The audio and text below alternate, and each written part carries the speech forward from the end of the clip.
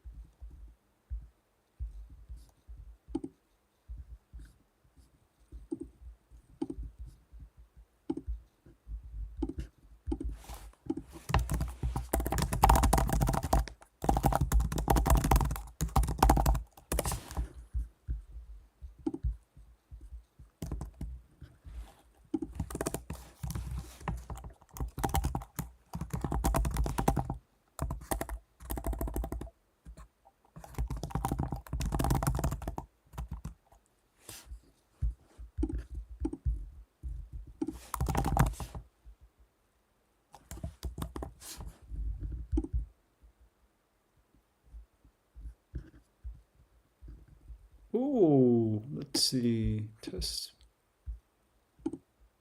Hello. Hello. Do you hear me? Yes, very well. Okay, Can you perfect. Let's see. hear me okay? Yeah, you sound perfect. Okay, let's see. I'm just gonna quickly switch the stream over to this. Start recording. Maybe I'll spread the link just a little bit. Just give me like 30 seconds, and then we'll get started. How you doing so far today? Good, good. Yeah, it's still early in the day. It's only Oh, true. yeah, a little before 8, but I already, did a lot. Got the dogs out. Oh, You nice. know, So how many took dogs care do you of have like right now? I only have 3 at the moment. 2 of my seniors passed away this year, Gotcha. and yeah, I haven't gotten any new ones yet. So just 3, but we have 9 cats at the moment. So All right. so you're sending this out live, is that Yeah, I correct? am. I mean, I have a feeling that the quality of the recording is going to be better, but I'm still gonna, you know, go live at the same time. Because, people like, it's Okay, fun cool. if they tune in at the same time. Yeah. Alrighty, so let's see. So I do have Did you want some. me to record it on this end as well? You know what? You can go ahead and do that too, just in case. Recording in progress. Righty. Okay. So, Lauren Whiteman. I'm a huge fan, first of all, because I've been on a journey of like finding what's the best diet and what's the best approach to healing. And right before you, I ended up on Dr. Sebi. And so, Okay. as I was just going on, this whole alkaline electric diet, somewhat mixing and with cooked foods and all this kind of stuff, something felt off, especially when I look at some of the big creators like Yaki Awakened and stuff, like the modern creators right now, doing all these bitters and doing all these things, like Dr. Morse, for instance. So then I come across you and I come across, natural hygiene. And I learn about herbs and how they're, not really doing what we think they're doing and all these kinds of things. So that's kind of how I was led to you. Could you maybe start off by talking about that a little bit, about how the different people in the space and how they're, selling the herbs and what that's really doing?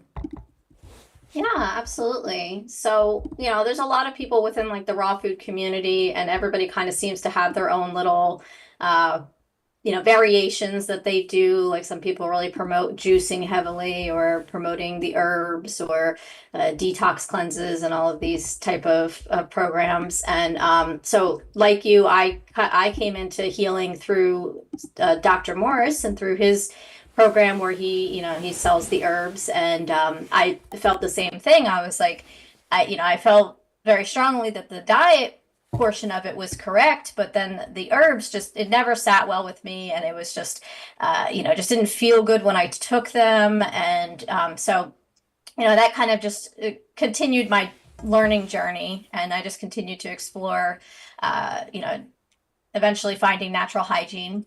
But in terms of the herbs, so the one principle that we always have to remember is that the body takes all action. So when we eat an apple, we bite the apple, we chew the apple, we swallow the apple, our stomach digests the apple, it moves through our digestive tract, a little bacteria in our digestive tract breaks down the apple into its usable components. Every step of the way, it is the body taking the action against the material, the food.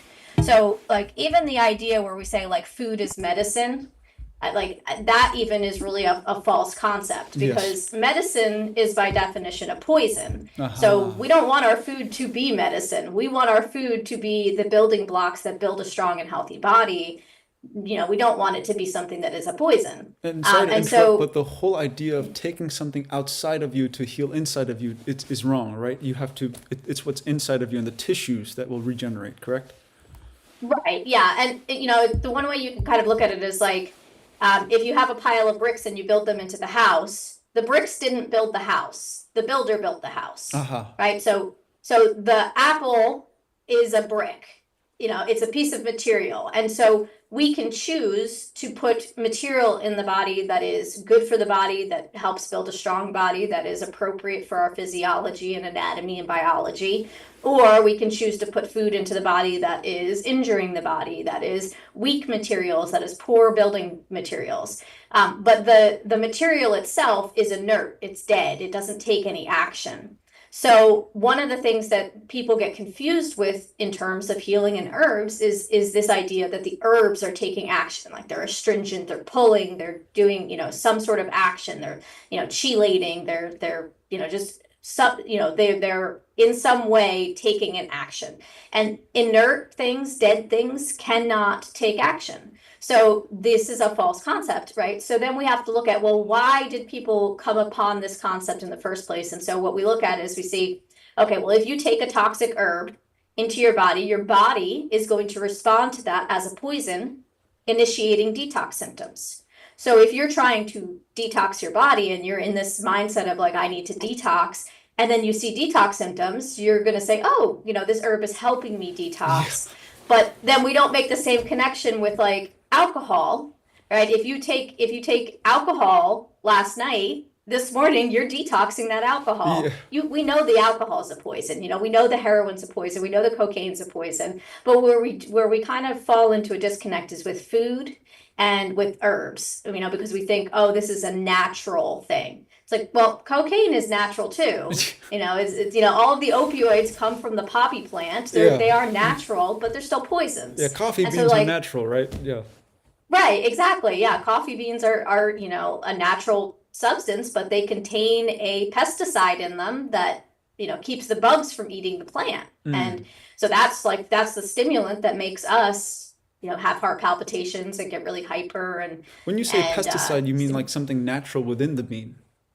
Yeah, like a toxic chemical. Yeah, that is like a pesticide. Just as a word that means kill pest. Gotcha. Pesticide. Side is kill. Yeah, because on my end, like I was eating like, for instance, cayenne, like the Sebi thing. It's always like cayenne will take out your mucus. Those peppers will take out your mucus. But I was always thinking back then, like, man, I feel like this is not taking it out. I feel like this is creating it. So I always had this doubt in my mind. So exactly. And the spicy peppers is another one. Dr. Morris also promotes that same idea of the cayenne pepper. He promotes it for two reasons. One, that, it'll reduce your mucus because it makes your nose run. And that's a false concept. And then also the other thing that he does is, he uses it for like heart conditions because it increases blood flow. So the reason that it makes our nose run is because it's very irritating to the system. And so our body uses mucus to protect us. Exactly. So when something irritating goes into the system, our nose starts to run. in order to release mucus to protect the delicate tissues of our nose. If we cut an onion, our eyes start to tear because it's such a strong, the allicin in the plant is so strong that it actually like injures the tissues of our eyes, and that's what makes our eyes tear. Yeah. And so, obviously that is one way where we can see that it's actually injuring the body, not helping the body. And then in terms of like the heart recommendations, well, it's increasing the blood flow, but again, so the body takes all action. So we know it's not the plant increasing the blood flow. So then we have to say, okay, well, why does the body, when this substance is applied to the body, why does the body suddenly open up blood vessels and increase the blood flow? Well, we know that when toxins go into the blood, the body wants to speed their elimination. So the body wants to open and relax the blood vessels in order to facilitate faster blood flow. Yeah. And so, you put something poisonous in the blood, we have a vasodilator, it opens up the blood vessels, and that allows the blood to flow faster, and then it flows out of the body faster. So the body is responding to this cayenne pepper as a poison, as it treats it exactly how it treats every other poison.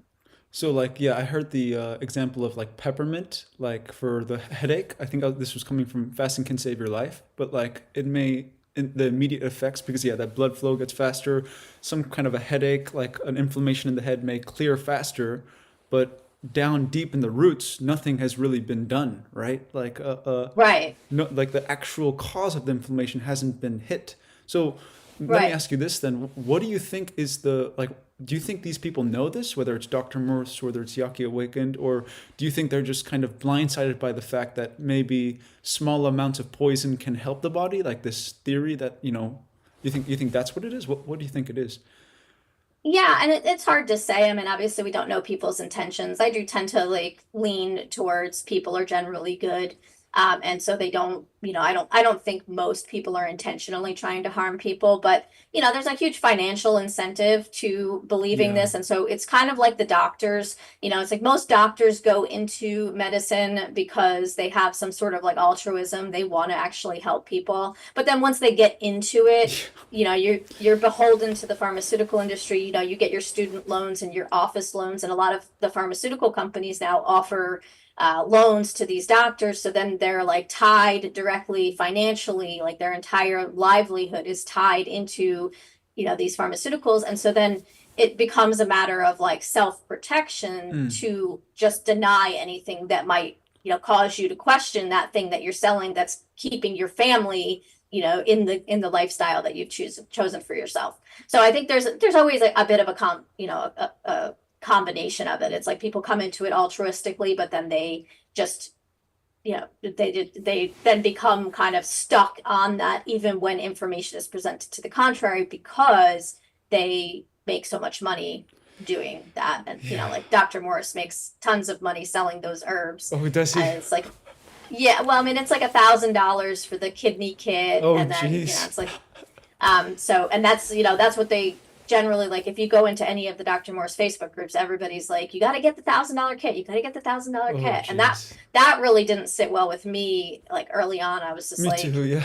I can't afford that. Like, where am I going to come up with an extra $1,000? Like, that's just, I mean, for some people that might not be a lot of money, but for like somebody like me, like all of my money goes to my rescue efforts. Like, I don't have extra money just lying around to spend. So, but yeah, I think what it is that, most people grow up on the medical model. Yeah. So the medical model says, when your body is creating symptoms, we have to stop those symptoms. Like they say, okay, your body created cleaning and repair symptoms are bad, wrong. Your body's broken, and we've got to apply poisons to the body to stop those symptoms.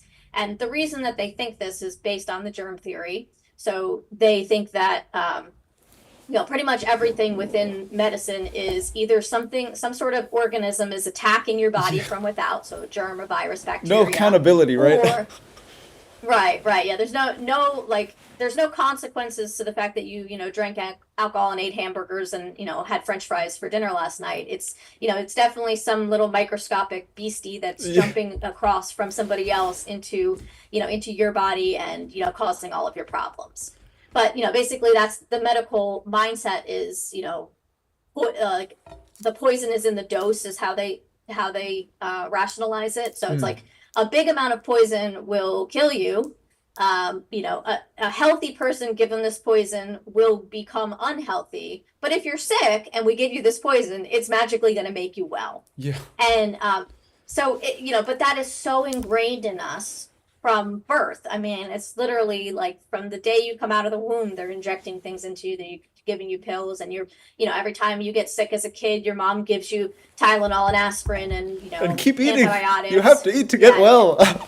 right. Yeah, and force feeding. And so it's natural that even when people do embrace the dietary change, like people are like, okay, this makes a lot of sense, we should be eating more naturally. um but they still have that underlying detox symptoms are bad and wrong and we need to stop them. And so it's so important that we get that like education out to people that your body is Yes. not attacking you, your body is trying to help you. Yeah. So when you get that cold symptom, that's coughing, sneezing, that's all expulsion, that's the body pushing waste out. So if you get that and get that stuff out, then the body gets healthier. And so a lot of the herb sellers, they're kind of stuck on that same like medical mindset where it's like, okay, we're correct in the diet, but people are still having symptoms. So here, Yeah. take this for the symptoms. It's crazy. So I think this is a great segue, because I've always wondered, there seems to be a time where people kind of get sick like together. You know what I'm saying? Like there seems to be a time Mhm. where it almost seems like it's like kind of, how do you say, uh, mm, like, what's the word for it? Contagious. That's what it is. Contagion, And, yeah. and Yeah. so, do you think that's a result of like maybe like for instance the weather gets a little bit cold, so everyone's like slightly more innervated, or maybe it's kind of like a sneeze where if you look at someone detoxing, maybe that triggers something in you, and or I mean a yawn. If someone yawns, you tend to yawn. Like, what do you think that particularly is? And also, with that, I would also ask, like, maybe we can talk about this in vague terms, but the C word and all this. Do you think there's a component of like bioweapons? Like, where does that also fit into this whole arena?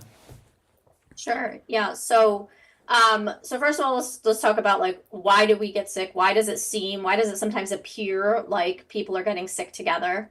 And that first we have to actually start with how our brains work. Hmm. So we have our brains process millions of pieces of information every day. And so we have these filters that the brain puts in place. And so like if you've ever gotten in the car and driven from like point A to point B and gotten there and realized I don't remember any part of the drive, Yeah. right? Because it's your body has like habituated that drive, Yeah. right? So it's like you drive to work, you don't even like you're lost in thought. Default You're mode not like network, right? Yeah.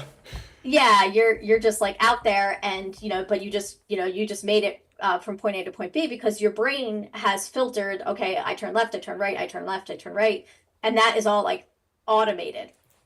So because we have so many decisions, we get like decision fatigue if we have to keep deciding everything Mm. throughout the day. So that's how we create these habits. Like, you get up in the morning, you have your certain morning routine, and that is habituated to you based on, just years of habits. And so the way that our brain operates is it filters information based on information it's gotten previously. Okay. So if I tell you the sky is blue, you're going to know that the sky is blue for the rest of your life, right? That information is kind of stuck in you. And then if somebody comes to you and says, well, actually, the sky is green, you're just going to immediately reject that, like, oh, this person's crazy. So the same thing can happen when we have, the authority figures in our life telling us, contagion is real, I germs see. attack the body, So right? it's kind of a And so placebo almost. well, it's not that it's a placebo, but it's that we start with this one piece of information, right? So we've been given this information from people that we perceive to be, Authorities. good-hearted Yeah, authorities, yeah. right?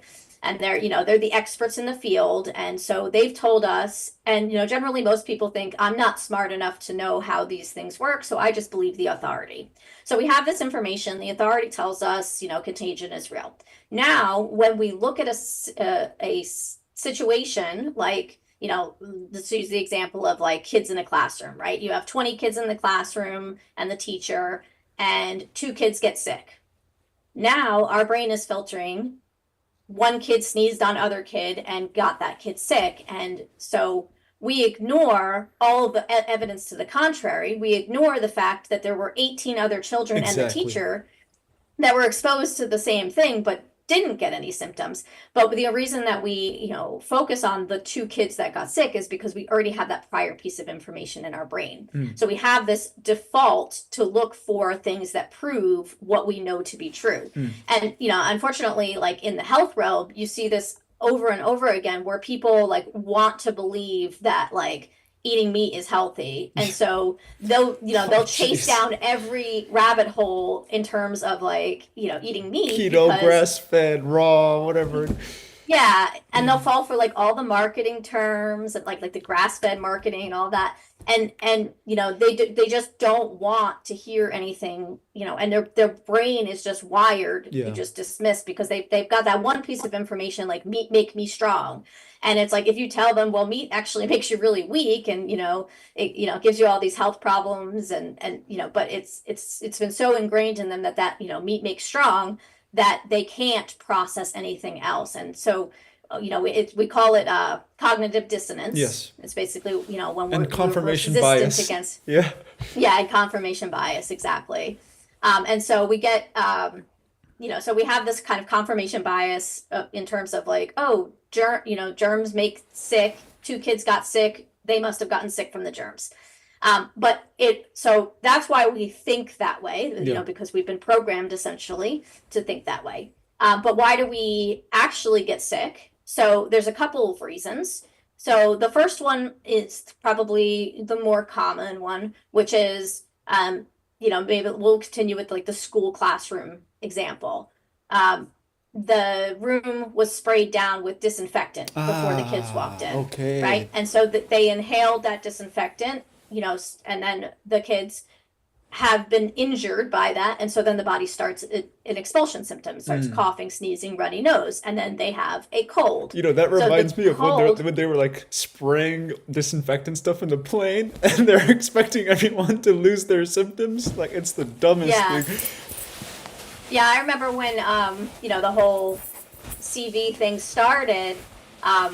I walked into a grocery store just as they were like dousing the grocery carts with like this like crazy smelling disinfectant.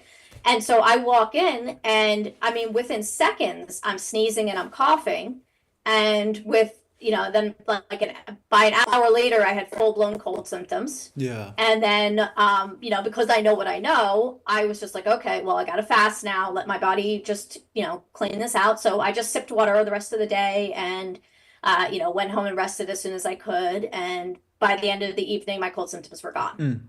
Right, but most people, you get the cold symptoms and your response is, oh Take no, some I've got to medicine. take stuff. Yeah. Yeah, I've got to eat, good chicken soup. I've got to eat. I've got to stuff my body full of stuff. I've got to take medications. And so you're taking a body that's been poisoned and Yes. adding more poison to it and taking away all of its energy by eating, because the digestion uses up a lot of energy.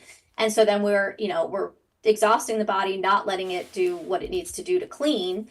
And so then that cold, which for me lasts 4 hours, or maybe at most like 24 hours, for the average person will last a week, 2 weeks, Exactly. 3 weeks. And then, we all know the person in our life who is like obsessed with going to the doctor every time they get a cold. Oh my And, gosh. It's a religion, and Lauren. It's a religion.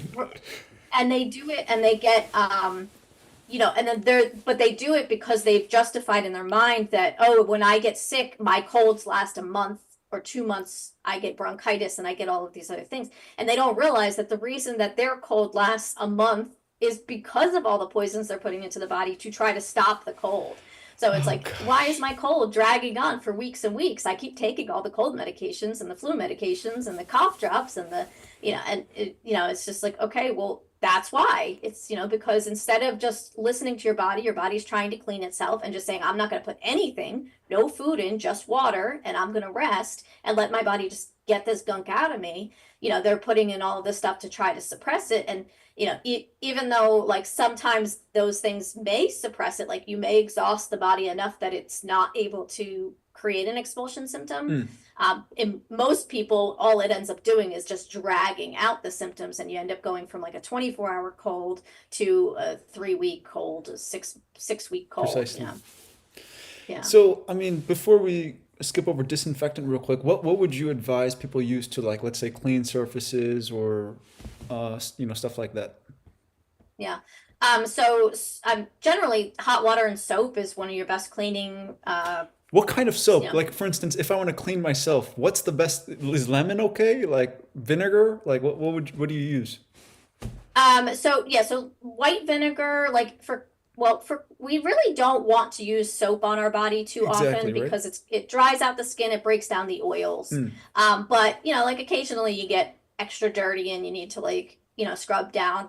So you just want to use whatever soap you do choose to use. You want to use it sparingly, not very often, so that your oils in your skin don't get broken down. But you also want to try to find the most simple ingredient soap. So Okay. like I really like coconut soap. Mm. It's literally just made from coconuts. Any Really? sort of like Castile soap is just basically made from vinegars, or not vinegars, vegetables. Ah, Like yeah, so like the basic plant-based soaps are really good. You can use them as shampoos, you can use them to wash your dishes, and it saves you tons of money. yeah. I mean, like, if you think about like all the chemicals that people use in their Holy house on a crap. daily basis, like what I have in my house is I have either coconut soap or a Castile soap, and then I have white vinegar, and then I'll use like oranges and lemons. Okay. Sometimes, like, if I make like a spray bottle, I'll put like a couple little pieces of lemon peel in there just to make it Gotcha. smell nice. But like for Um, your hair, is putting lemon on it like not good? Is it too caustic? Like, do I have to dilute it? What do you think about that kind of stuff? Lemon's okay, but it can dry out your hair if you do too much of it, like not diluted enough. And Oh, and real quick, what a about lot of baking soda? yeah.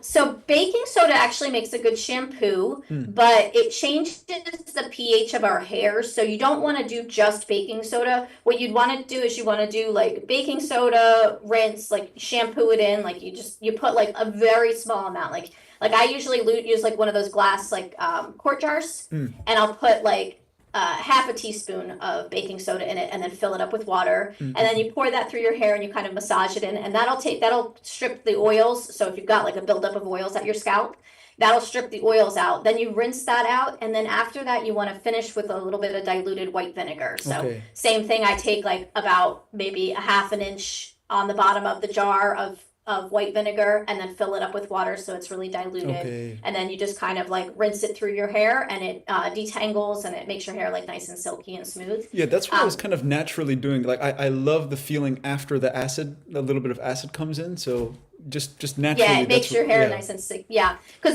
our pH of our hair is a little bit more on the acid side. Ah, So that's why if we do the baking soda, that's a little bit more alkaline. And so when we do that, then we need to like return it back to balance. the Yeah. right pH. Yeah. So that's what I do. Like I try to not wash my hair too often either. Hmm. One of the biggest things that we need to do, like just to keep our hair healthy, is to not be constantly washing Yeah. it. Like, most people shower every day and Oh are dear. shampooing their hair every single day.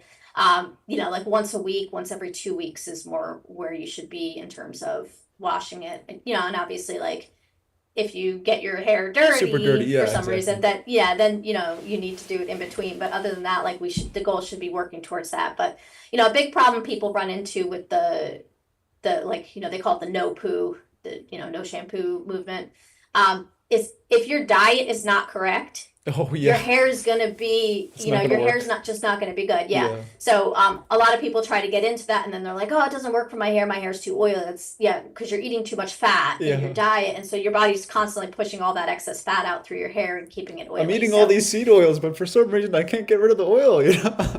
yeah, and and the same thing with like our skin too. Like most people, like even within like natural foods, like if you're Hmm. eating too much avocado and too much nuts and seeds, Ah, your okay. skin actually gets dried out. And it's so funny because people are like, oh, your skin's dry, eat more fat, eat more oils, eat these omega-3 oils and these omega-6 oil, and that's like all of the skincare programs are like, put more oil on your face, put more oil on your face. But in reality, if you overdo the fat, Yeah. your skin gets dry. So like for me, because like I eat some fat, we need nuts and seeds, we need avocado, we need these foods, but we don't need them like every single day. They're very Mm, concentrated. We need them in mm. small portions. So for me, I eat like a quarter cup of nuts every 2 or 3 days, right? If I start to eat more than that, like say, okay, I made some guacamole and I, ate like 2 whole avocados, the next day my skin's going to be dry and my hair is going to be oily, Mm. because your body's just pushing that excess out.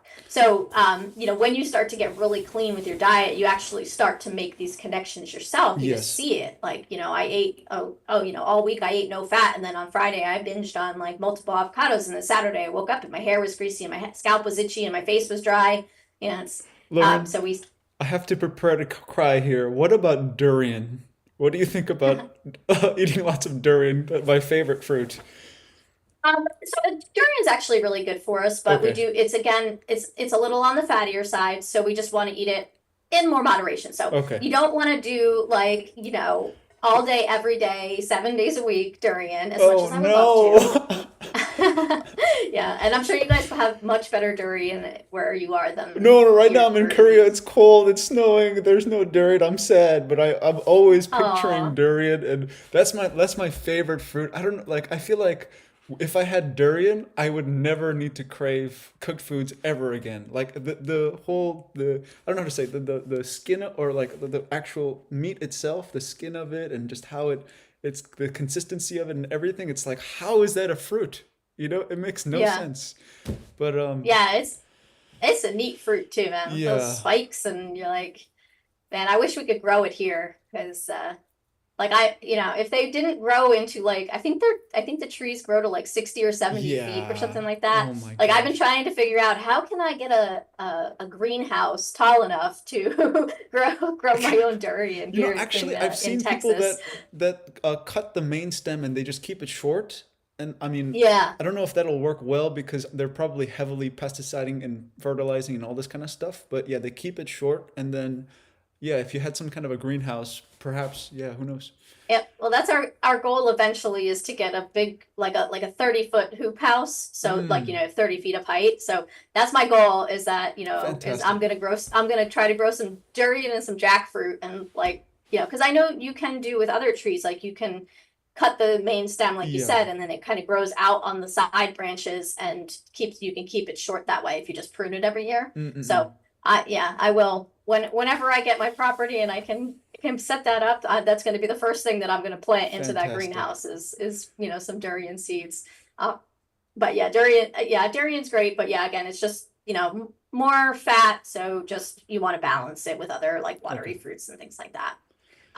But so we should get back to what causes people to get sick because Mm-mm. we covered the one, which is like inhaling chemicals, drinking water that's got chemicals in it or something like that. That's obviously going to trigger a cleaning event. Mm-hmm. Um, the other most common is holidays and just like binge eating. So like in Ah, the US, we have October yeah. through March is cold and flu season. And it's Yeah. also Thanksgiving, Halloween, Christmas, Thanksgiving, yeah, New Christmas, New Year's, Year's, yeah. Valentine's Day, and then Easter. And a lot of people get sick like right now, right? The end of January, because we have New Year's resolutions. And so what happens is you've got Halloween, Thanksgiving, and Christmas and New Year's where everybody's eating the worst of the worst, right? You're binging on candy on Halloween, you're binging on turkey and gravy and pies, then you're binging at Christmas, and then New Year's you're drinking all this alcohol. And then, you realize, oh, I put on 10 or 20 pounds during the holiday season. So my New Year's resolution is going to be to get healthy. And so we make this radical shift in our diet. Mm, And, so we've gone from burden to I'm going to lift some burden. And, people maybe not eating perfectly, not healthy, but they're making enough of a shift in their diet from heavy burden to lighter burden mm, mm, that mm. their body has more energy and it Yeah. can actually start to clean. And so the second most common reason that we have detox symptoms is that the body is burdened, it's underburdened from our diet, and then that burden gets lifted a little bit, and then the body takes the opportunity to purge. And so that's when we get like our, big heavy colds and flus, the ones that last, weeks, because we've been misfeeding our body for months. Yes. Or years for most people. So that's the second most common. And then you had mentioned like cold and temperatures. And yeah, absolutely. So temperature can have an effect. So, there's a couple of things that kind of go into it in terms of like winter, you figure you're inside more, so you're breathing in more dirty air, right? Or, internal air quality is much worse than getting fresh air outside. You're not getting as much sun. So your body's, kind of running low on vitamin D and, just sunlight and all of the things that it provides for us. So we're getting a little bit, weaker in that terms. Because we're inside more, we do tend to like binge more. We're bored, so we're eating more junk food in the winter. It's cold, so you tend to want to eat heavier meals and cooked foods, even though eating heavier foods and cooked foods actually make us colder because they require more energy.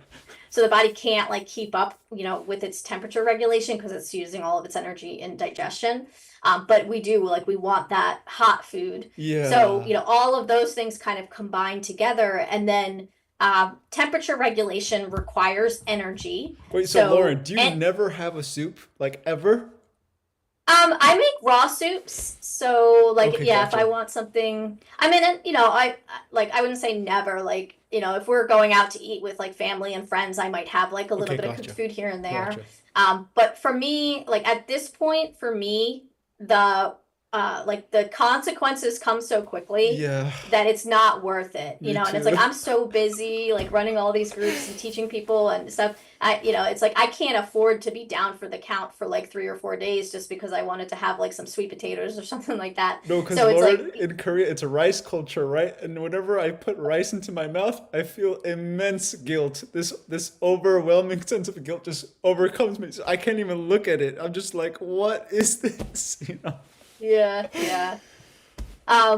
Yeah, and so, starches, like, I mean, and if we're gonna eat cooked food, like rice, potatoes, like those are probably like some of the less, Rice, really? burdensome ones. I But feel the like it's big problem glue. with It them, must be like poison. yeah, that's what I was gonna say, is that the big problem with those is how much they constipate us. And Oh, so great what segue. ends Oh, up sorry. Would you say then that like sweet potato, chestnut, and I mean, corn is so GMO'd, but these kinds of things cooked, maybe they're perhaps a lot better than the rest?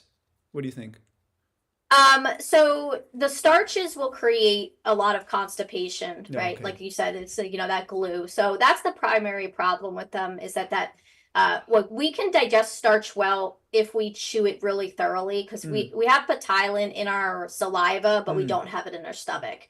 So the key with starches is, we've got to be making sure that we're getting lots of saliva around them, and then we want to be, if we're going to eat them, we want to follow them up with something that's really high fiber, like a big giant salad, because they Push are it. so sluggish moving through. We want something that's going to Gotcha. push it through. Interesting. So if you're gonna have an indiscretion, and you lean towards those starches, that, as long as you kind of follow that rule of like follow it up with a big giant salad, you're going to have a lot less symptoms than, say eating obviously like meat or dairy products or things like that. Got But it. the problem with the starches is that they ferment. Yes. So the With sugar, correct? yeah, because starch is a type of sugar. Okay, gotcha. So so like just like apples can ferment, starches can ferment as well, but because they're a much more concentrated sugar, so there's a lot more fermentation very quickly.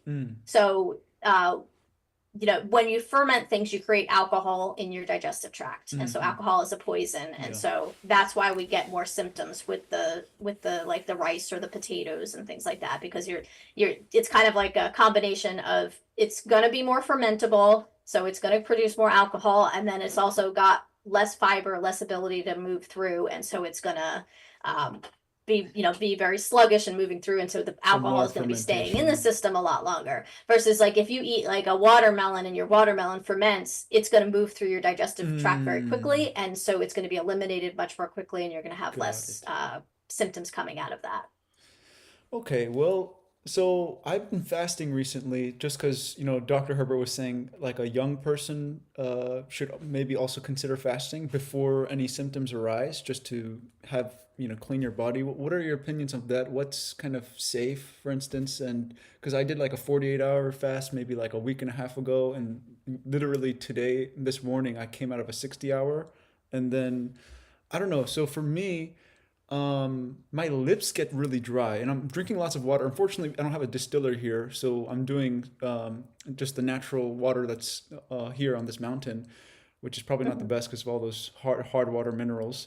But I get this dryness, and then sorry to bombard you with questions at once, but also, how do you know when a person's fasting, like when it's safe? Because Michelle introduced me to you, and I was like following her progress as well because I'm curious, right?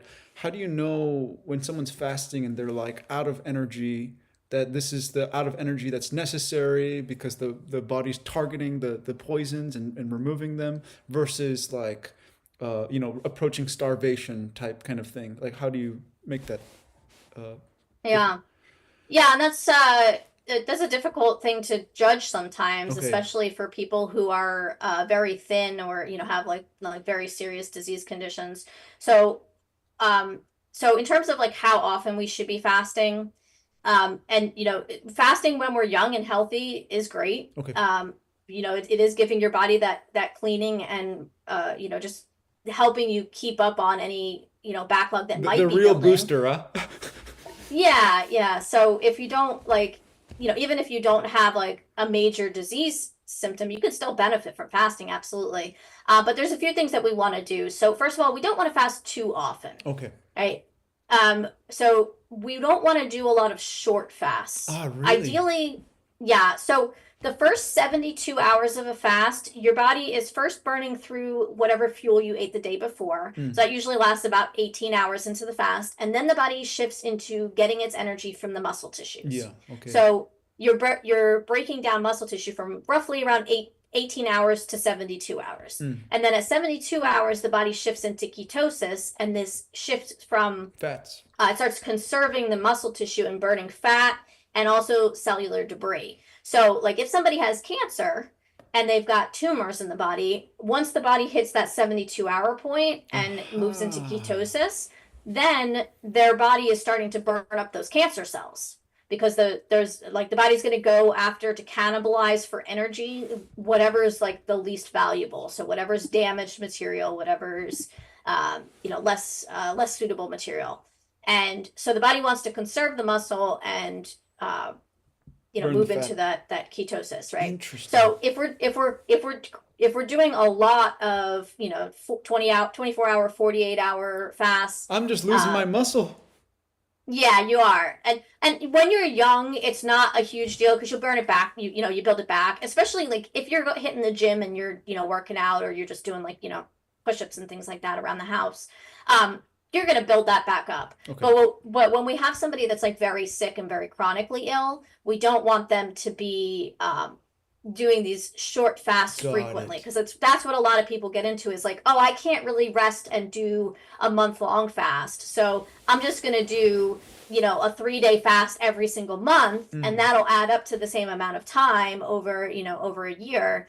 And but it doesn't work that way, Gotcha. because we've got to move into ketosis to start to do that deeper cleaning. Mm. So what I generally think is a good idea is to do like one 7 to 10 day fast every year or every other year would be Okay. like a good amount of fasting, because fasting does put the body under stress as well, Okay. Yeah. right? Because it's like it's your body, when we fast, it's essentially like we're feast or famine, right? We're entering a famine state, and so there is a level of stress that is created during that process. There's the good far outweighs the bad in terms of get the body's ability to clean out and get all of that out, but it should be balanced. It should be not doing a 21-day fast every single year. It's Yeah. like most people will probably, need 2 or maybe 3 21-day fasts throughout their whole life. Right. I mean, and there's sometimes people like, Dr. Shelton would have people like in really extreme conditions that it would come and do a 40-day fast and then refeed for, 2 3 months, 6 months, and then come back and do another 40-day fast in the same year to heal from like severe chronic conditions. Yeah. But but that's like the extremes, right? So most people are not coming to this in that kind of extreme level of disease, and they're kind of hopefully starting out on this fasting process younger and a little bit more vital, and so you don't necessarily need a lot of really long fasts, but we should be doing something that's maybe once a year or once every other year. I think that's generally good. The bigger part is that we're feeding ourselves correctly. And I think that's another thing that people get into too is number one, they're struggling to stay on the diet, so they figure it'll be easier to just fast. But then they come out of the fast and break onto cooked foods and undo any good they may have done. Because when we fast, the body sheds all that mucus plaque that is lining the digestive tract. And so if you come back out of the fast and break onto cooked foods, you're going to be injuring your digestive tract because there's no more mucus there to protect it. So one thing I always recommend to people is like, get yourself well established on the raw food diet for at least a minimum of 6 months, but my preference is at least a year. Okay. Be in the habit. Be completely comfortable with your habit before you start fasting. What about, because let's the say last someone thing develops severe symptoms? Should they maybe eat for like 3 or so days from natural hygiene and then go into the fast in case their their reserves are poor or something like that? So if you say like, you've been eating poorly and then all of a sudden you move, you got a flu and you've got nausea and vomiting, then in that case, you should move directly into fasting because any amount of food going into the body actually becomes dangerous at that point. Gotcha. And so like if you look at people who go to the hospital frequently for flu or colds and they're, being fed and drugged, they very frequently move into pneumonia because it's, cold, flu, and pneumonia are all on the same spectrum. Yeah. They're all, pneumonia is just a very bad cold that you have fed. It's, it's basically if you get a cold and you keep stuffing your body with food and drugs, you're going to end up with pneumonia. Yeah. So, so if we have something like that where, you get cold symptoms, you get flu symptoms, even if you're still eating cooked foods, at that point you do want to move into a fast just until the symptoms clear. Gotcha. But if you're thinking about undertaking a longer fast, if you're thinking about taking a fast of like 7 days to 30 days, 40 days, definitely set yourself up for success by first being very well established in your routines and your habits of the raw food diet, because you don't want to break the fast and fall back into the cooked food. And if you don't have those habits established, you are going to go back to the cooked food. So let's real quick, breaking the fast then, or after, just explain what you're going to explain, and then breaking the fast versus like long fast and short fast. Yeah. So when we do like a short fast, if we're doing like 24, 48, anything under 72 hours, you can pretty much just go back to your normal eating. Okay. You don't have to do anything special. Fast of 7 to 10 days, usually that the first day we're going to eat like when you first break the fast, your first meal should be like 1 piece of fruit. You want to make sure that your digestion's okay, that you're not just going to immediately vomit it up. You want to go really slow. You want to chew really thoroughly, just because your digestion's been shut down. Easy for your body, right? Right, exactly. So you want to chew slowly, really savor it, have the 1 piece of fruit, then wait a few hours, and then you can have like 2 or 3 more pieces of fruit, but you're going to start pretty slow. So the first day, some people will only eat like maybe 3 or 4 pieces of fruit the whole day. Other people, you can move a little bit faster and, you might have like 1 piece of fruit the first meal and then like 2 or 3 meals of 2 or 3 pieces of fruit. But then we want to start ramping up pretty quickly coming out of the fast. So, we don't want to be hovering under our calorie needs. I see. For too long. So, you don't want to have the people who are coming out of the fast and like the first week, all they're doing is eating like 300 or 500 calories at a time for like 7 days. Now we generally want to be ramping back up like doubling our fruit intake each day. So if the first day you did like, one piece of fruit and then, two and then two, then the next day you'd want to be doing like two, four, four, and, just kind of bumping it up and Gotcha. as much as you can. And, everybody's going to be different. First of all, like if you fast to completion, then when you come out of the fast, your body's going to be like ready for food, and Yeah. it's it tends to go Completion, more. just to clarify, meaning the bad taste in the tongue is out in the sweet breath? Yeah. Okay. Yeah. So and you usually have like a coating on your tongue, like a white, or Yeah. it could be gray, yellow, brown, black, Yeah. depending on the condition of the body. So when that clears, Gotcha. then that would be fasting to completion. But there's lots of times where we cannot fast to completion. Like you were mentioning, like if somebody's very thin starting out, someone who's very thin starting out cannot fast to completion. They're going to have to Okay. break their fasts up. They're going to have to do a shorter fast of like 7 to 10 days, Gotcha. and then refeed, and then do another 7 to 10 days, and then refeed. Such And important information, Lauren. Oh my gosh. yeah, So yeah, keep going. yeah. Yeah, and so when we're refeeding, we want to generally start with fruit, and then most people, you can add your salad back in around like day 3. Okay. But if your digestion is off, then you're going to hold off on the salad a little bit longer. And you want to keep your meals very simple for the first few days, and then just kind of gradually add new things. Generally, we want to stay away from the fats for the first few days too. Interesting. So, it might be like, day 1, all fruit, day 2, all fruit, but you're doubling your calories. Day 3, you have fruit in the morning, salad at night, but no overt fats. And then as long as that goes well, maybe day 4, you might try like a very small amount of like avocado with your salad or something like that. If you've done a really long fast, like a 21-day, a 30-day fast, you might not add in the fats until week 2. Ah. And, you have to kind of judge by how your digestion's going. The other thing we should expect when coming out of a fast is I always tell people prepare for 3 times the length of the fast for everything to be back to normal. So when we go into a fast, like a lot of people think, oh, I'll just fast for like 7 days and then I'll come out of it. Everything will be perfect. I'll be feeling great. That rarely Not the happens. case. Okay. Yeah. Usually what happens is you feel pretty good during the fast because there's nothing like that, churning. But then as soon as you restart the digestive tract, all of that material, that, garbage that was, filtered during the fast is hitting the digestive tract, and it's causing constipation, diarrhea, your digestion's off. You're going to feel like you're going to have days where you have absolutely no energy because the body's just dumping all of its energy into getting all of this waste out. You're going to have, digestive upset. You might vomit, which is not super fun. So like you need to prepare in terms of resting as well.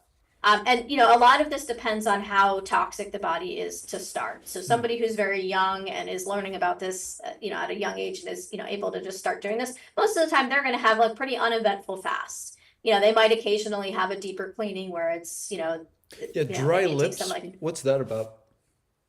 dry lips is the acids coming out. Oh. So yeah, and sometimes our skin gets dry.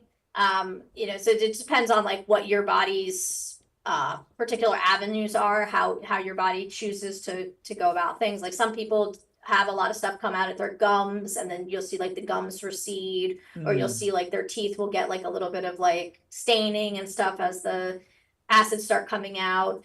Some people will get it like on their skin. Sometimes it's just like my skin is dry and itchy, and then other times it can be like you've got a big giant rash across your skin from the acids coming out, or your fingertips turn red and start like throbbing and hurting because the acids are all coming out down at the fingertips. And our body does like to push to the extremities. So like obviously if we've got like a lot of acid conditions, the body wants to protect the organs because those are essential, and it'll sacrifice the arms and the hands and the feet because they're less essential. So, a lot of times people will have the acids kind of coming out the fingers and the toes because the body's trying to push everything out to the extremities. Smart body. But Yeah. let's see. Okay, so so what would be the ideal not fasting or anything like that, the ideal day of eating? Because like I've heard many kind of like opinions of some people think you should have less greens, some people think you should have more, but what I've heard was like as much fruit as you eat with a high calorie amount, right? You want to have the same volume in leafy greens and then very little nuts and seeds. Am I far Yeah. off? Yeah, that's a pretty good summary of it. Yeah, we generally recommend that you eat two fruit meals, or if you can eat like one really large fruit meal and you do 2 meals per day. Most people starting out will start out with 2 or 3 fruit meals, depends on how much you can fit in your stomach. Hmm. You want to make sure that you're hitting enough calories, getting enough calories in, and that's where a lot of people really struggle. So we'll talk about that a little bit real quick, but in terms of like just the ideal, you want to be having like at least one large fruit meal or 2 medium-sized fruit meals and a large salad every night. Gotcha. That's your ideal, and then you can incorporate some dried fruits, some nuts and seeds, and avocado sparingly. So they're very concentrated foods. So when we eat them, we should be eating them in smaller quantities. And I always tell people like a good way to like test your own, what your body really wants is to get nuts in the shell.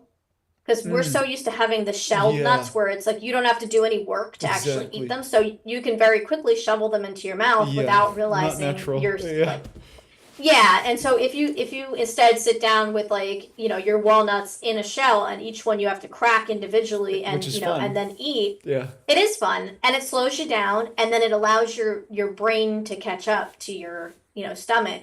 And so you'll actually feel much more satisfied. Like if I just grab a bag of walnuts No, I and just totally start agree. snacking on them, I can eat like 20 or 30 of them Yeah. without like before I hit my point. But when I do it with the shell, it's like after 4 or 5, I'm good. I'm satisfied Exactly. because I'm eating them so much more slowly that my 'Cause that's body's how actually God triggering. meant for you to eat them, right? Exactly.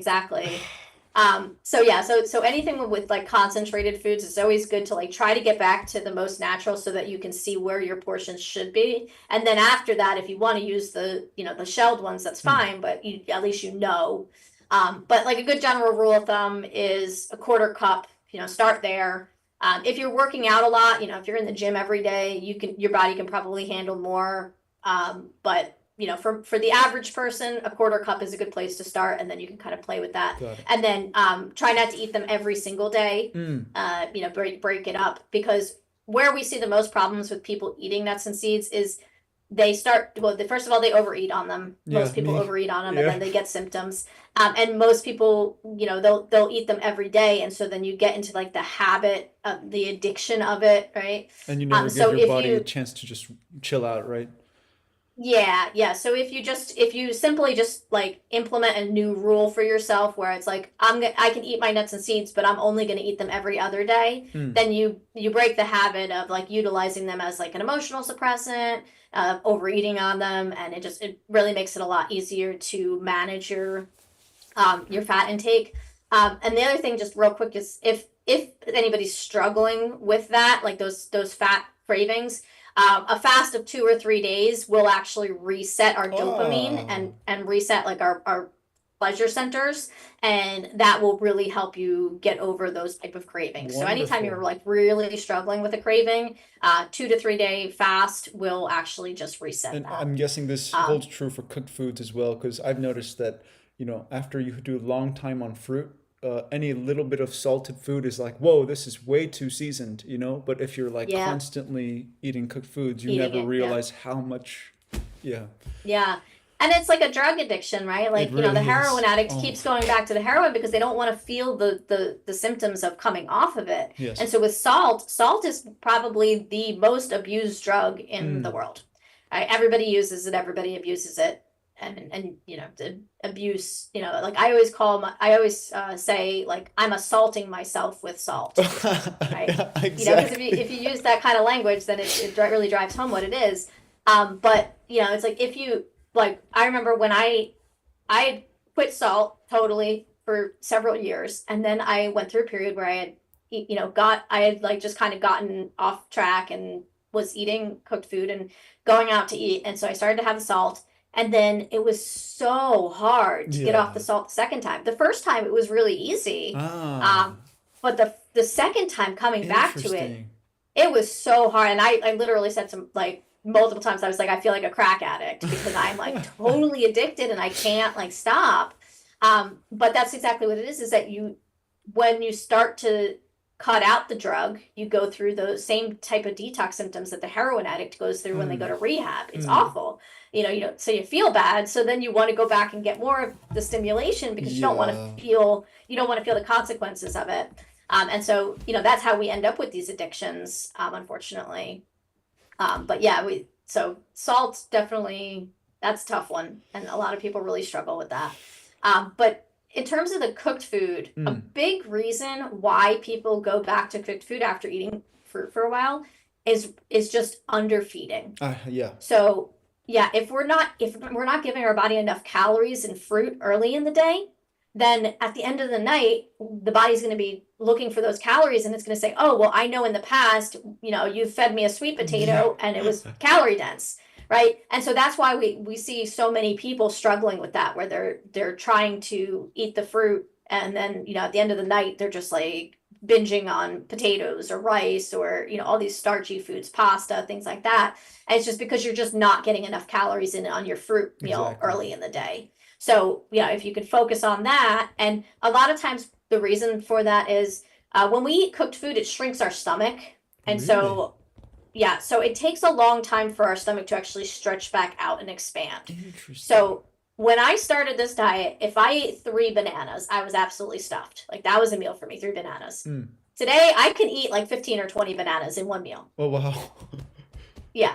So, but like that's, 15 bananas, that's 1,500 calories. So if you're having 15 bananas for one meal and then you're having a salad of like 500 calories, that's 2,000 calories for the day. I mean, there are days where I'm out like mountain biking and, I'm burning through 3,000 calories. So, I've got to be able to get those fruit meals in, and, those larger quantities of fruits. So like on average, usually what I eat is maybe like 7 to 10 bananas. But, on the days where I'm like really burning through a lot of calories, I'm going to be eating, 15, 20 bananas. Holy and then, moly. Maybe a meal of like 2 pounds of grapes later. And then, a big giant salad at night. Man, it's just bananas suck in Korea because, they pick them unripe and then they bring them here and they're probably spraying them too. And they just taste like butt, like in Saipan, they have those smaller bananas and so many varieties. It's like so Yeah. much more of a pleasant experience of eating them. Like you can eat them right as they're getting ripe. I mean, like when they're starting to spot a bit. But in Korea, you have to eat them when they're brown to actually even remotely enjoy them because they're just so icky. It's crazy. Yeah. Is that like, do you guys have the Cavendish, the big long ones? I think so. Like the The, typical ones that you see yeah. wherever there aren't bananas, they're going to import them in. Yeah, yeah, that's it's the same thing in the US. Like, so there's a couple things you can do. I mean, first of all, we shouldn't be eating bananas until they are full of brown spots. They're Mm-mm-mm. not ripe. Like, so if you have a banana that's like yellow and it's still got green on the stem, that's way too starchy. Yeah, That's gonna exactly. give you like a stomach ache. So what we're looking for is a full coat of brown spots, and then the skin is soft, like the fruit is soft. Um, And the Sometimes smell what too. happens, yeah, you should be able to smell your banana. Um, Sometimes what happens is they will refrigerate the bananas, and so the there you go. um, the the skin will like either stay green, but then the banana's actually ripe on the inside, or sometimes, Yeah, it's like it's crazy. sometimes you'll get the ones where it's like brown on the outside, but then still hard on the inside, and you're like, ah, that's Ugh. awful. So if you can get like the Thai bananas or the little baby Mm. bananas, those have a much better flavor overall. Yeah, seriously. The Cavendish is probably like the worst tasting Oh, banana, ugh. but yeah, it's so it's like you have to wait for it to get like really nice and ripe, good, Yeah. like full of brown spots. Um, but like here in the US, like bananas are our lifeblood because they're just so cheap compared to everything Yeah. else. Like I can get a pound of bananas for 47 cents, but apples are like, $1.99 a pound. So, Hey, it's Lauren, this huge is a great savings. segue. So, for people that are living in the cold, and let's say you don't have access to bananas, you have to do some form of whether it's sweet potato or you saved up grains. What do those people do? Like, for instance, like my friend went to go visit these, like, there's this book called Anastasia and the Ringing Cedars, right? And there are these communities that are forming that, want to be more self-sustainable and want people like more high vibe people to live together and so on and so forth, and garden and eat your own food. But those people that are like very far out and in colder areas, what do they do? And are colder areas not right for man? Those two questions. Yeah, so like over time as our populations expanded, we've moved further and further from like the tropical regions. So, mankind is really meant to be a tropical creature. But I think there's a certain misconception about like the ability of fruit to grow in the cold. Mm, And I think it's just because we're accustomed to very specific fruits, and so yeah. we only see what like we're used to eating. So, we're used to those tropical fruits, but the reality is if you look around where you're living, if there are deer, if there's bunnies, if Mm, there's like, these little fruit eating creatures, then there's also true. fruit. Mm, So, like I actually just had this lesson the other day. Out in front of my house, we have an old, like 60-year-old pear tree, and then next to it are five Bradford pears. And cool. in Bradford pear is like it's like a flowering tree. Most people consider it a weed tree. Like it grows wild here in Texas, and Hmm. I've always thought about them. Like I've lived here for 3 years, and every time I look at them, I'm like, oh, you're a weed. You don't provide anything. Well, my dogs decided to teach me otherwise. As we had some cold weather, it dropped below freezing here for a few days, and a whole bunch of the little they look like little hard like fruits, but they're like the size of like a marble. Mm, And on the tree, they're like rock hard. So you yeah. pick them and you're like, oh, that's not edible. But after the freeze, they fell to the ground in like thousands of them all across my sidewalk. And so I Oh, was walking wow. my dogs, and the dogs just started chowing down on them. And they were just eating them like it was like the best thing. And like literally, like they wouldn't leave the spot. I'm like trying to drag them for their walk, and they're like, no, we're having a feast. So I finally just like picked one up out of the grass and tried it. And I was like, oh, these are awesome. They taste like a mix Mm, between a cranberry and a pear. And okay. they're like after the freeze, they get really soft. And so they're like a nice, like ripe pear texture. And so it's like there's these things all around us that we just don't even No, recognize because we're exactly. just, But you would yeah. have So to I'm like looking, make sure to eat a lot of them, right? For the calorie wise, or yeah, yeah. So, but like the trees there, I mean, like I could fill like buckets. bushels. Yeah. There's so many. I mean, because it's like every branch, like in a section this big, you'll have like 100 fruits. Mm, I mean, it's just it's like so densely packed on the tree. And it's the same thing with kind of like blueberry bushes or yeah. blackberries, raspberries. It's like this fruit is really small, but it's abundant on And the I guess plants. during like cold seasons, you could kind of preserve your fruits. Like if you harvest a lot of them, perhaps you could preserve your fruits in the cold or something like that. I don't know. Yeah, and I mean there's certain trees like citrus trees. Citrus is ripe right now. So there's every there's different seasons for every fruit. So like Exactly. the persimmons start in like November, Mm, and so you would be able to like take the persimmons off the tree and put them in storage, and then yeah. they'll ripen over like 3-4 months. Um Things like apples store really well. You can take Yeah. apples and put them in a cool dark place, and they will last for like 4 months. Yeah.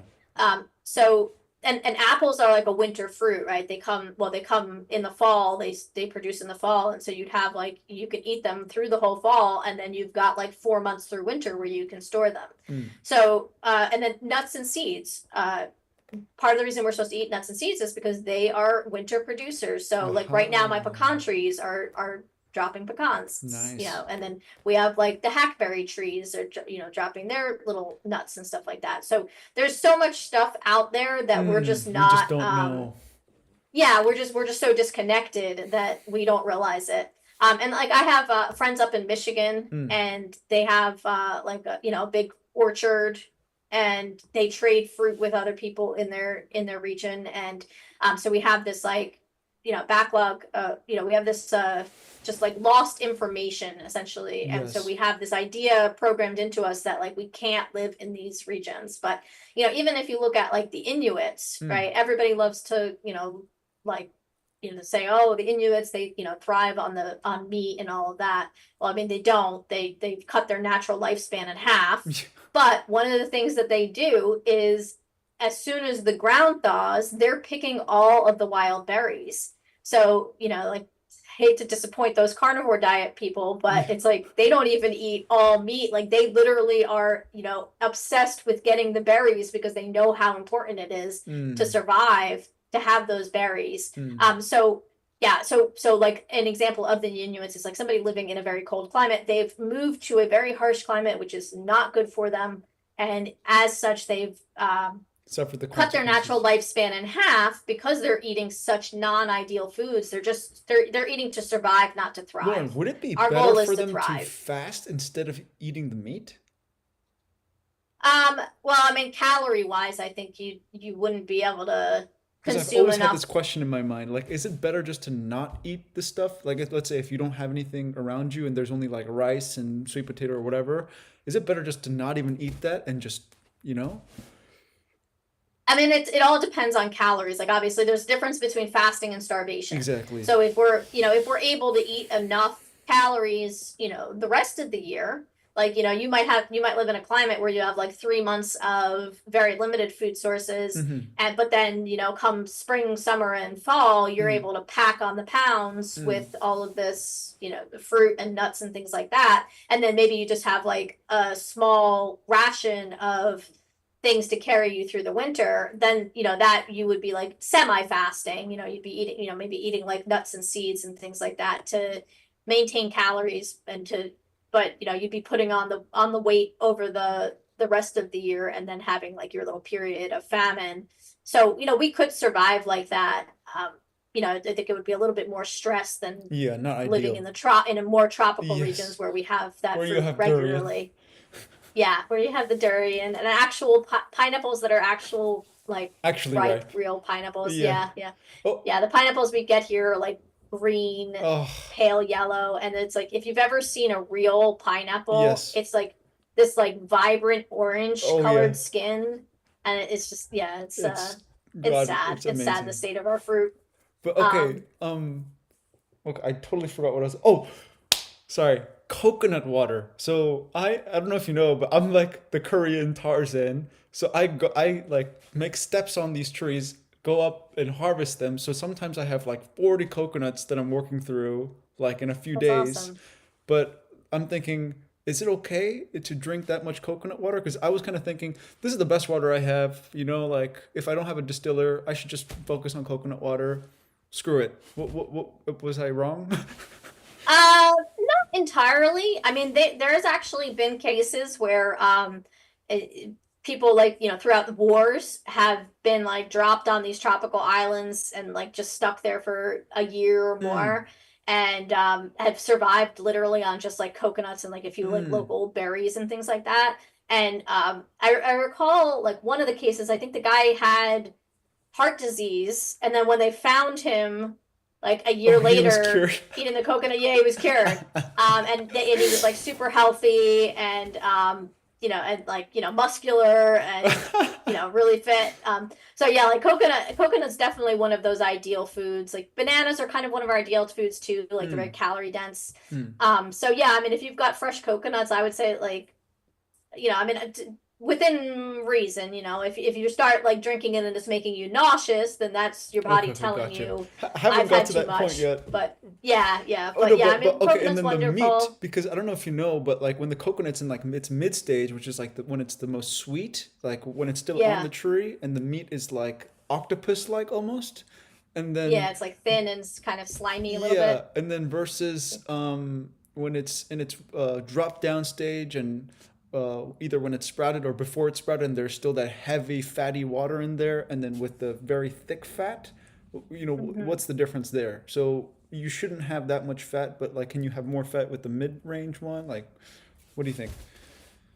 Yeah, I would say probably the more the immature coconut, or like what, in the US we usually call it like the Thai coconut versus Okay. like the mature coconut. Yeah. I don't know what like people refer to it around the world, but I would say like the Thai coconut, where it's like a little bit thinner, it's not as fatty.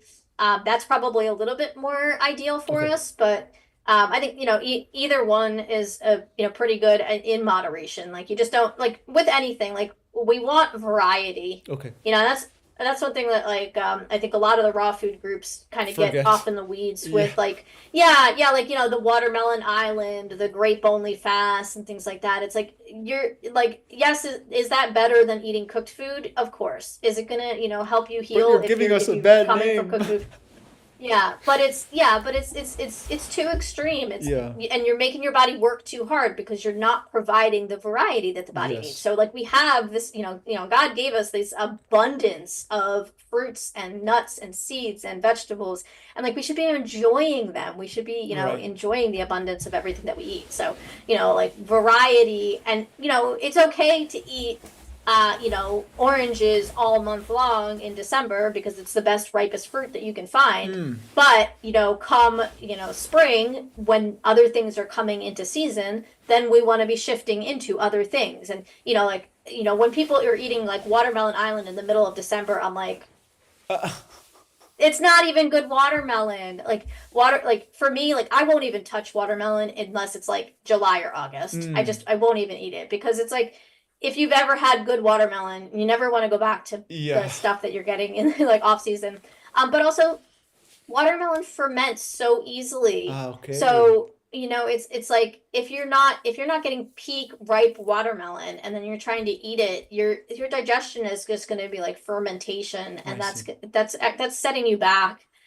So yeah, definitely, like we want variety. We want to be eating seasonally. In the winter we might be eating more fats. In the summer we're going to be eating more of those watery fruits.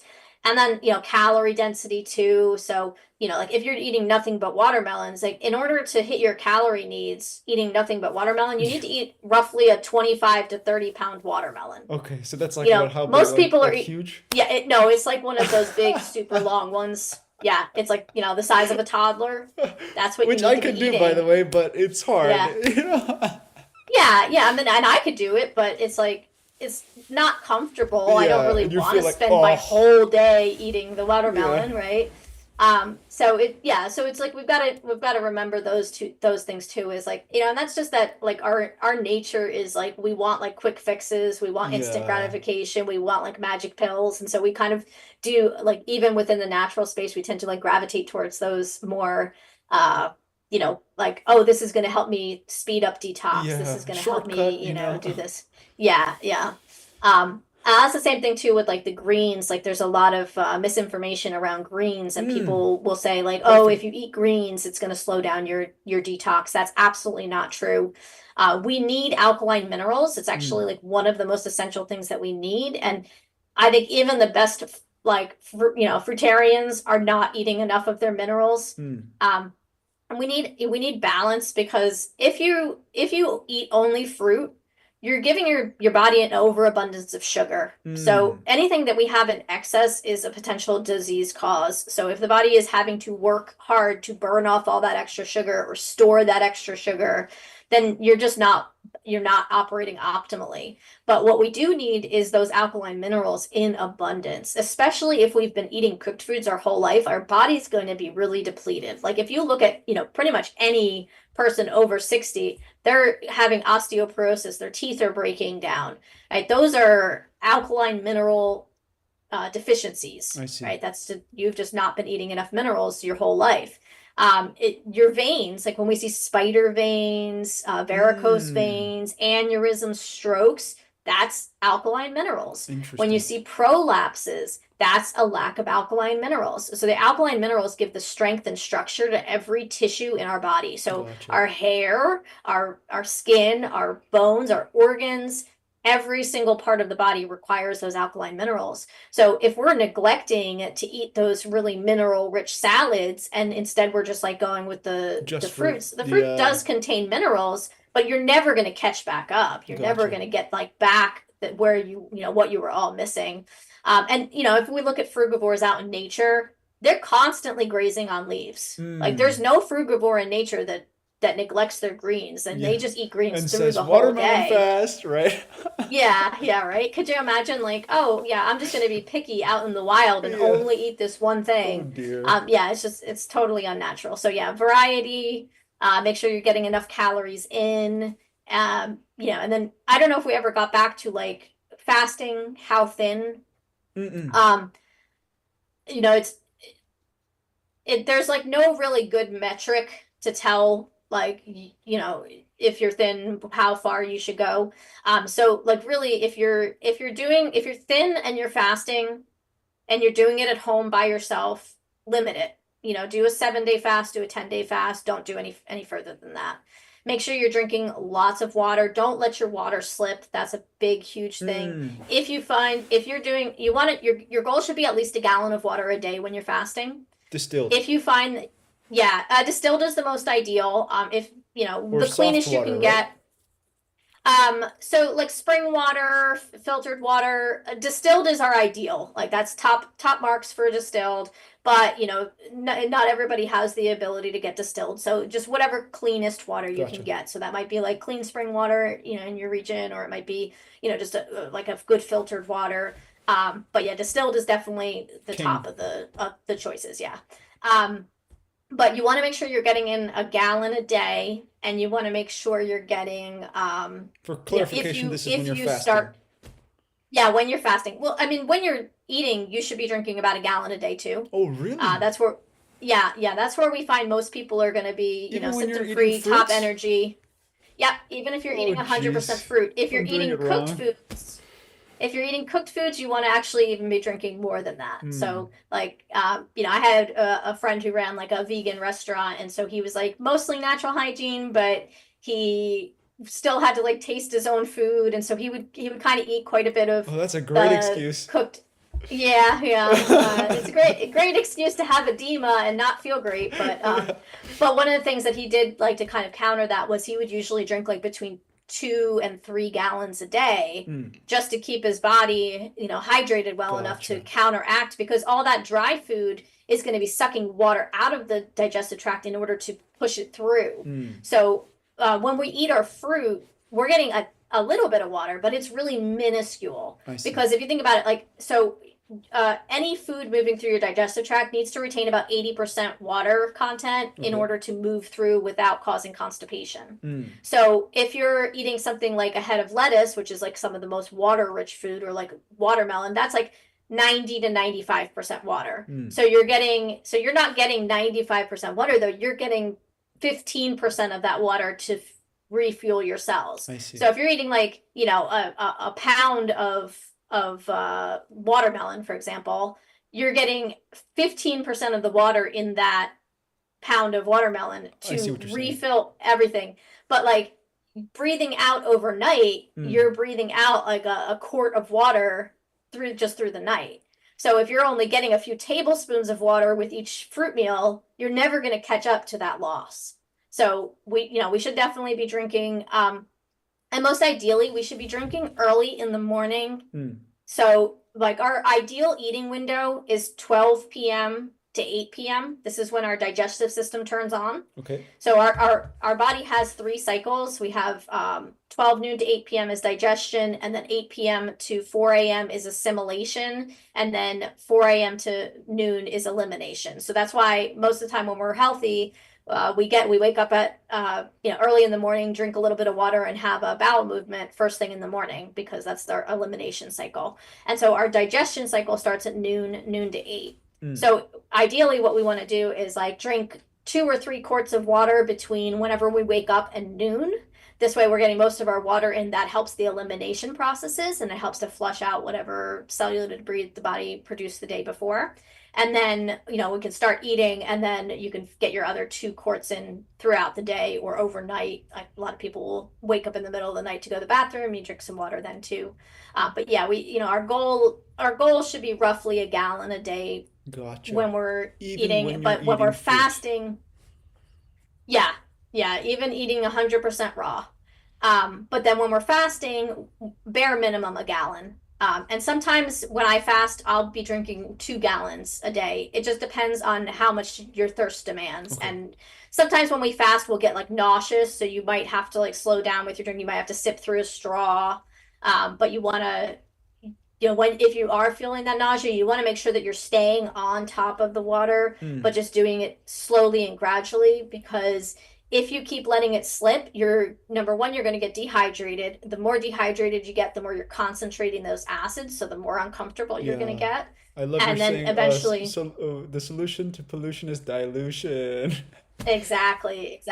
So, you want to be diluting with water when you're eating, you want to be diluting with when you're fasting. Mm. And so yeah, at least 1 gallon. And if you start to slip below that 1 gallon for more than a day, then you want to think about breaking the fast, Mm. because we don't want you getting dehydrated. So Okay. if somebody's drinking like 4 liters, and then the next day they're drinking 3 liters, and then the next day they only get to 2.5, well, then you're breaking the fast next day. You have to, because otherwise you're going to be pushing your body to dehydration, and I that's when you see. can cause a That's lot when of you die. problems. So uh, potentially, and Yeah, hopefully not, but usually what happens is that people end up in the hospital I see. because, they have like, severe nausea, start vomiting, or have like, uh, just really extreme reactions. They get scared and then they run to the hospital. And then like, that's kind of the worst possible scenario, is if Seriously. you, yeah, because you're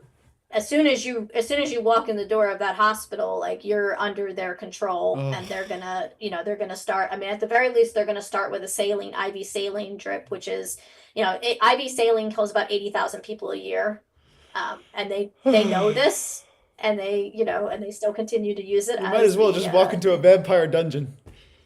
right, exactly.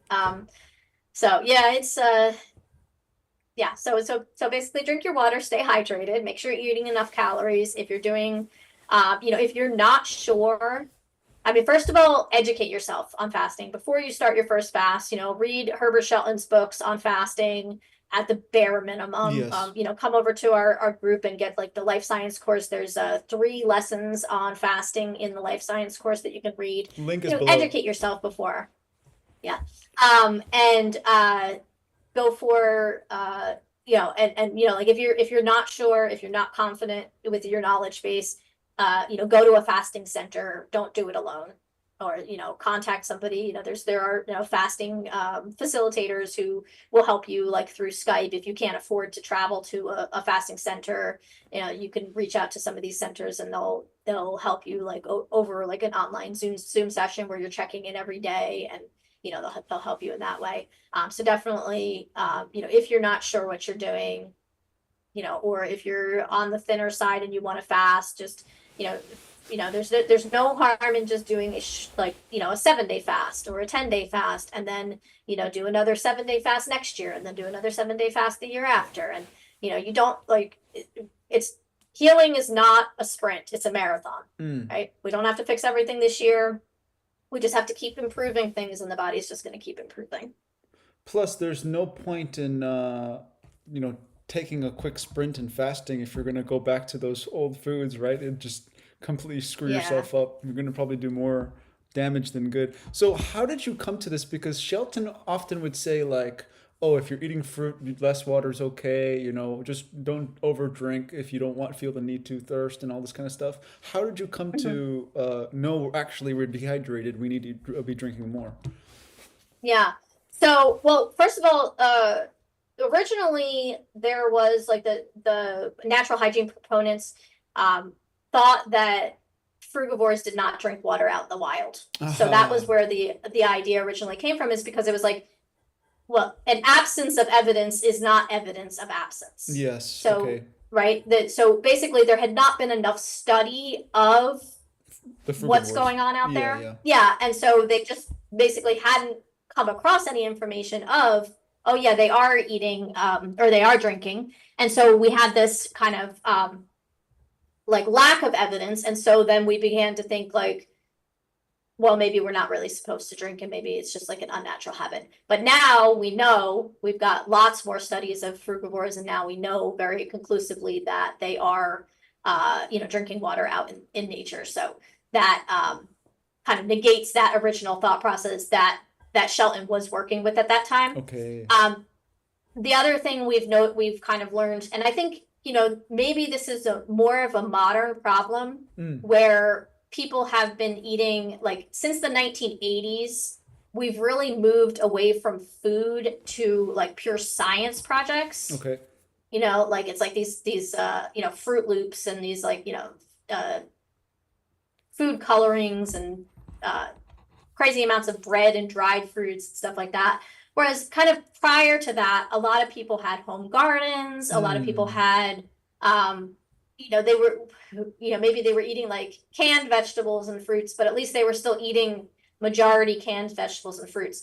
What we've seen over the last like 50 years is a skyrocketing of animal product consumption, a tremendous drop off in fruit and vegetable consumption on a daily basis, and this replacement of like whole foods with these like white bread, white flour, Pop Tarts and sugary cereals and all of these like things that are like literally not even food, chemicals, and so I think that there is something like a bit more of an extreme situation going on with dehydration where the body becomes incapable of seeing thirst or incapable of feeling thirst. Wow. And a lot of people also confuse their thirst with hunger, so a lot of people are eating all the time when they're really When they just should be thirsty. drinking. Yeah. Yeah.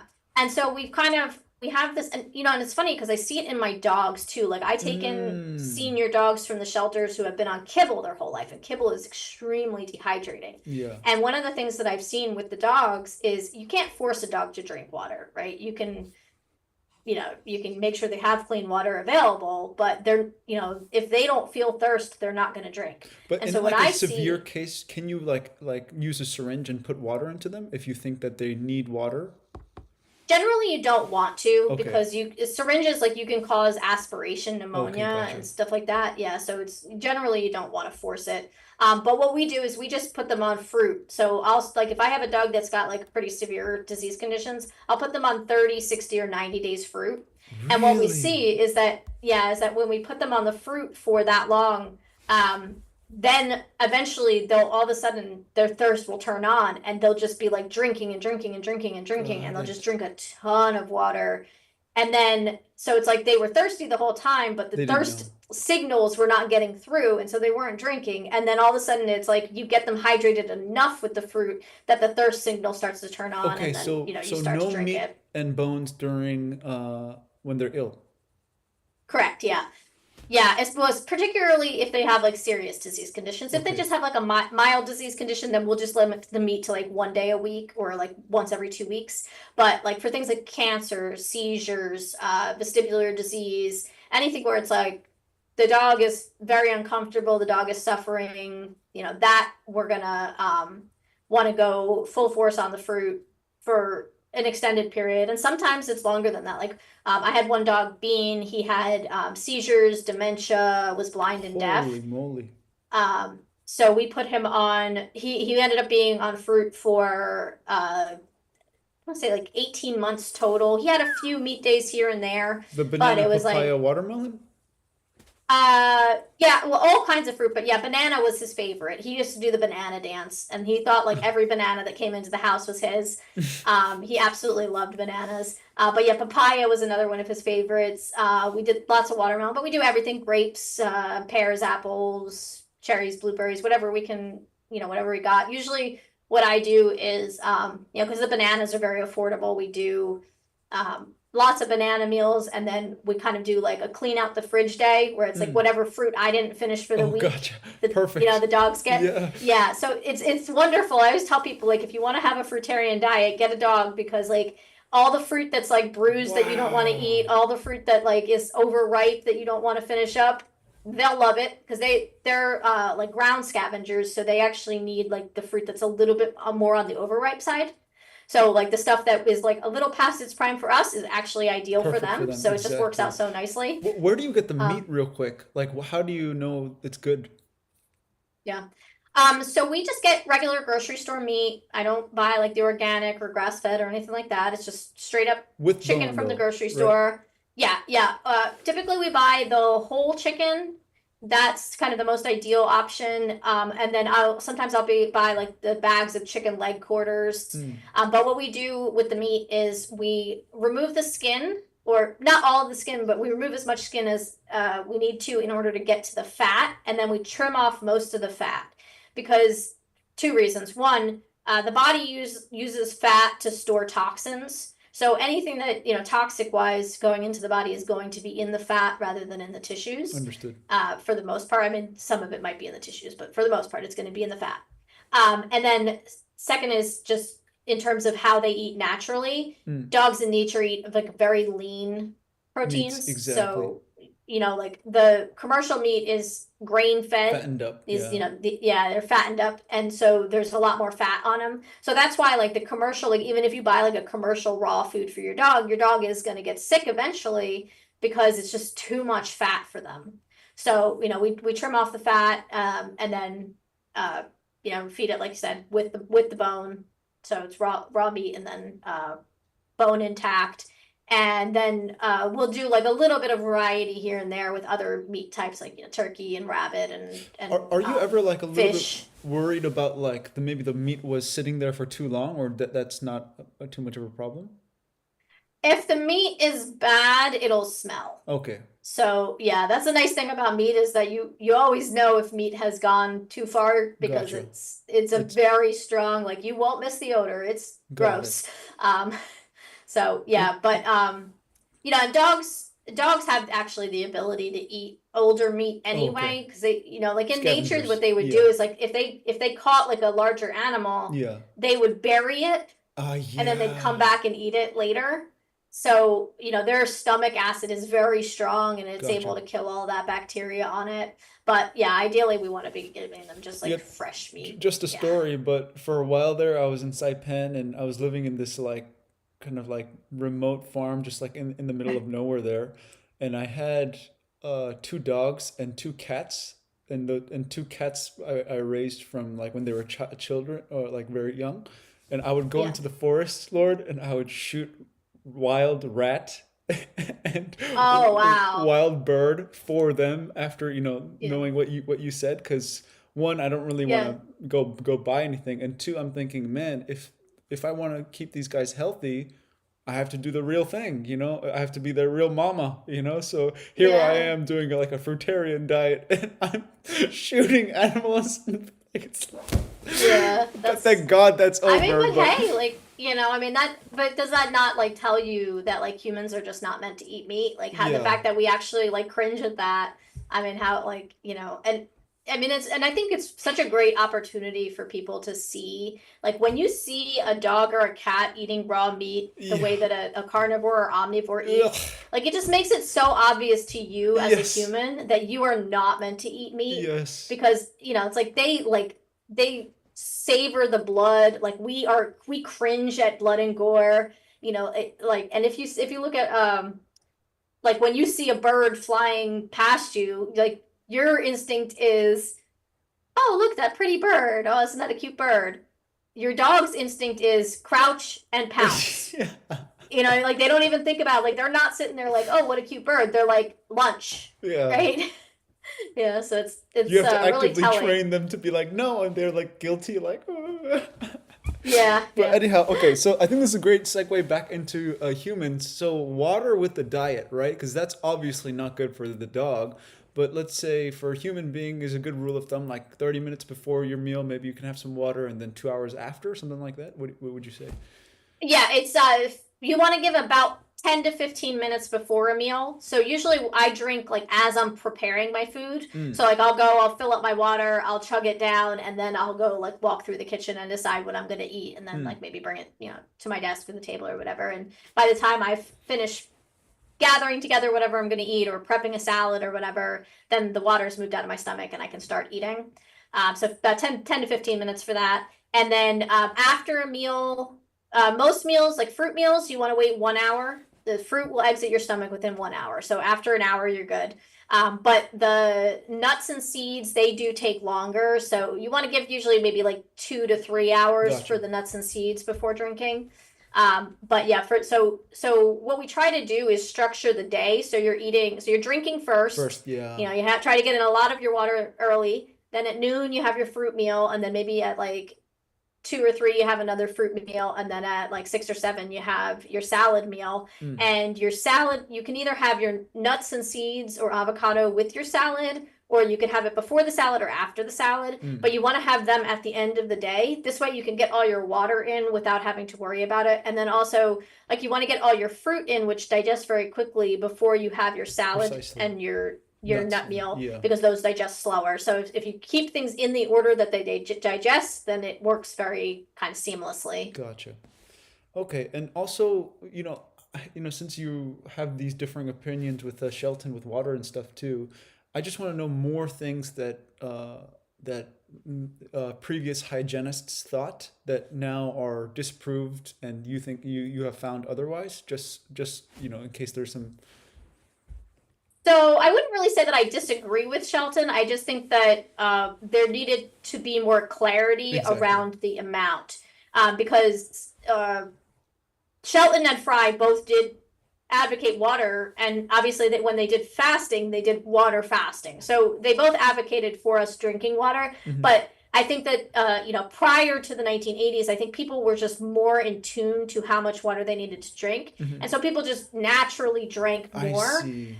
And then I think what happened is, number one, you've got the the powers that be, right? The experts telling us that we need to drink 8 ounce glasses of water a day. That's 64 ounces. That's nothing. That's like nothing. But that's where people have been just kind of programmed to drink. And so Gotcha. people think, oh, well, if I'm getting close to that, then I'm drinking enough water. And so they're just keeping themselves in this chronic state of dehydration.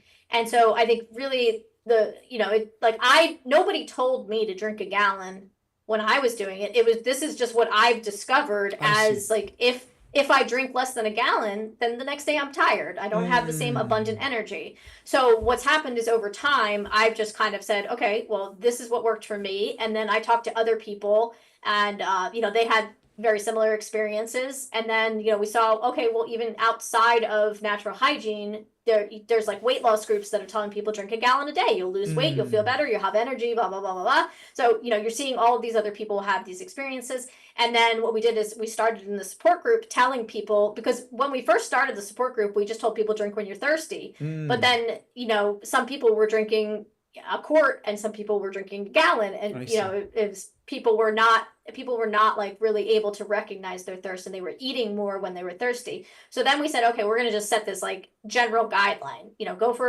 set your goal for a gallon. And then we saw huge improvements in people's symptoms just through doing that.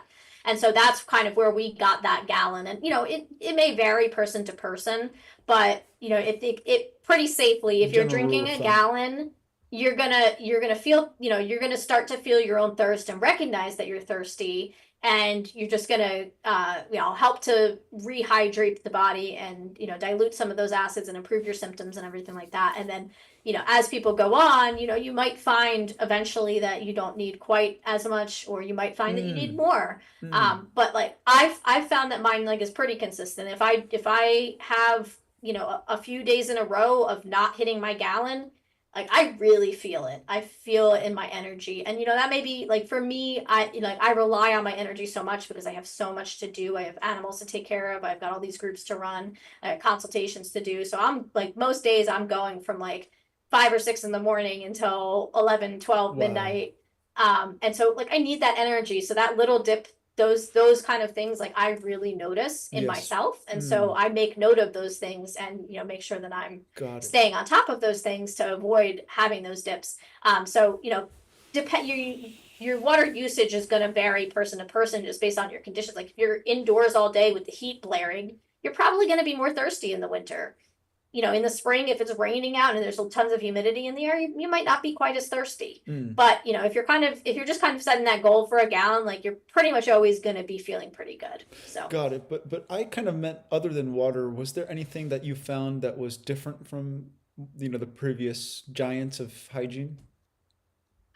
So I can't really say like TC Fry or Shelton, but I like early on there were some of the early proponents where they varied on like the greens. So like some were like the original this is I think yeah, Carq, I think it is. His was he was much more heavily focused on fruit and nuts, and there was a much heavier focus on nuts. And then as Shelton kind of, so he was kind of like a predecessor to Shelton. And then as Shelton came along, they kind of discovered that like, really we should be eating more of like these mineral rich salad greens, and we should still be eating nuts. Nuts are still important, but maybe not quite so much of them. It becomes a little bit more optimal. And so there's like little things like that over the years. And if you go back to like Arnold Ehret, like he was like one of the very, very early people in that. There's definitely some things within Ehret's work that Shelton kind of refined and things like that. But like I can't think of anything particularly like in terms of. I think the water was the most apparent thing for me that seems to have kind of differed. Yeah, and it's